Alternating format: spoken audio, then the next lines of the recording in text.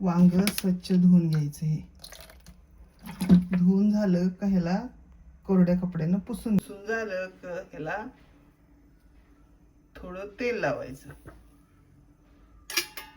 आणि वांग्याला थोडेसे चाकूने असं छिद्र पाडायचे.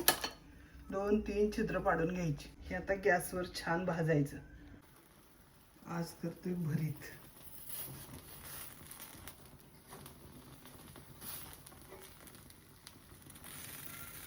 वांग्याचं त्यासाठी घेतलेत 2 कच्चे कांदे, टोमॅटो आणि लसूण भाजून घेतले आणि लाल तिखट टाकणार आहे.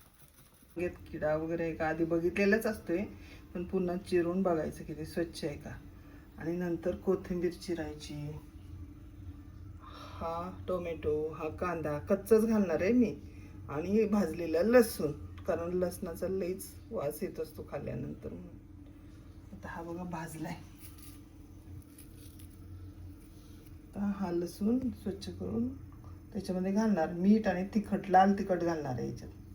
हा लसूण टाकलेला आहे मी. आता ह्याच्यात लाल तिखट आणि चवीपुरतं मीठ. हे एकत्र करायचं सगळं. आता